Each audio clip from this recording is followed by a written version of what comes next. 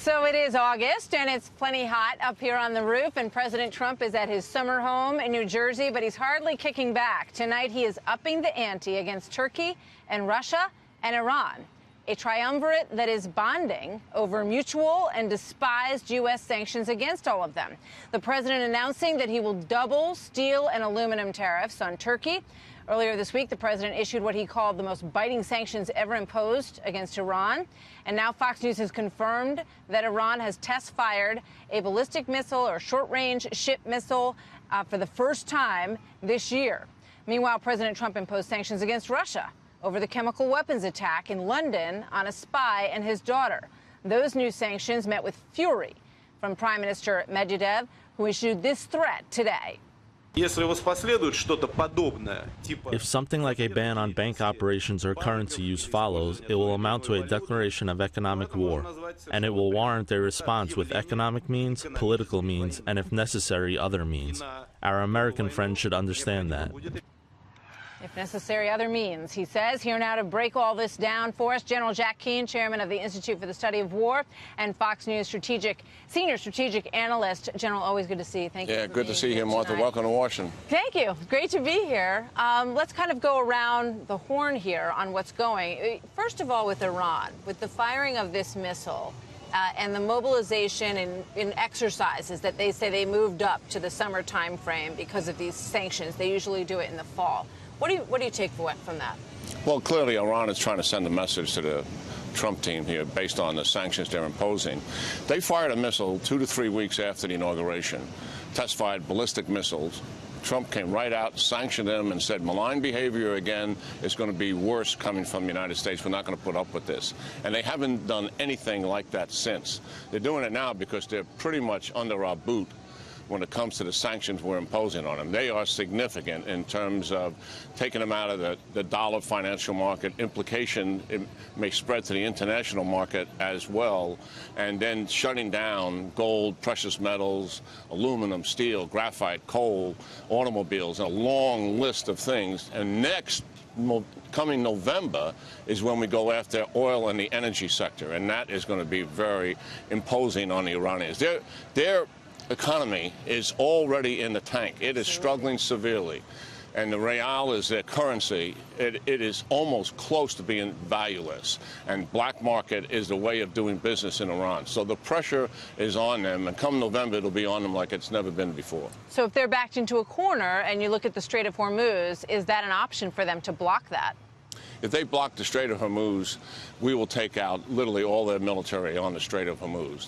That's an act of war if they pull a stunt like that, and they know what the results of that will be. And that will push the United States into conflict. Iran does not want conflict with the United States. Remember, 38 years of conflict, all using proxies, avoiding direct confrontation with their own military. That is one thing. Despite the fact that they harass our ships, they'll fire a missile here and there, they do not want that kind of conflict. All right, what about Turkey? Obviously, it roiled the markets today.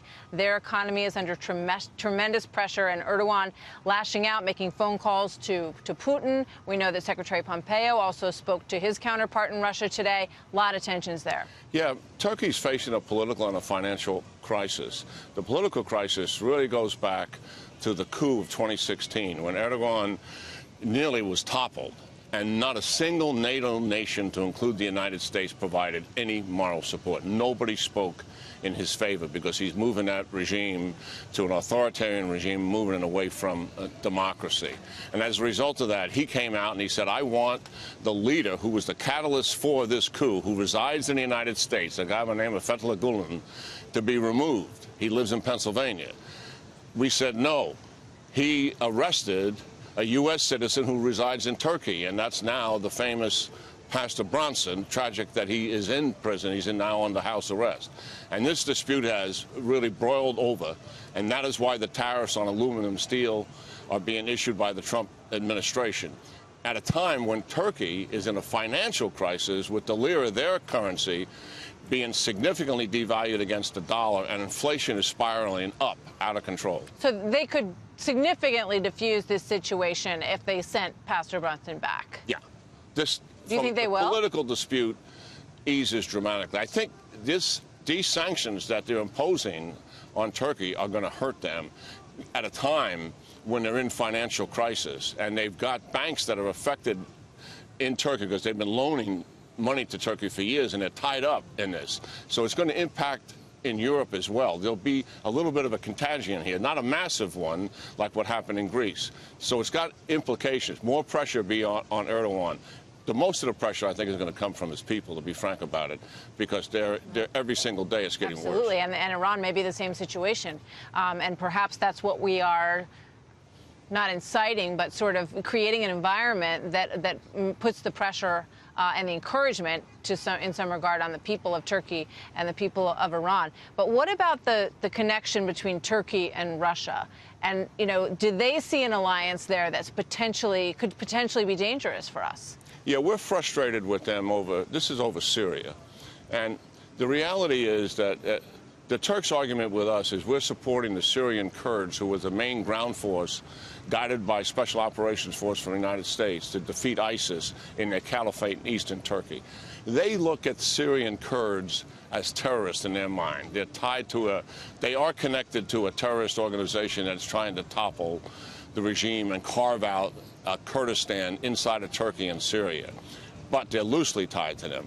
The reality is also we resent, as you just mentioned, the relationship that Turkey has with Russia and also with Iran that are actually operating against our interests in Syria. So that frustration is there. And it actually goes back to ISIS. ISIS would never have moved from 600 Iraqi fighters to 14,000 in 6 months and then in 18 months, 30,000 if Erdogan didn't have his border open. Even though we were saying shut it down, even though he said I've got it shut down, he let it happen because he strategically made a serious mistake. He thought that ISIS would go against the regime and take it down.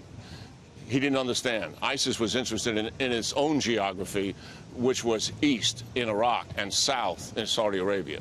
General Jack Keane, always good to talk to you, sir. Thank you very much. Yeah, good talking to you, Martha.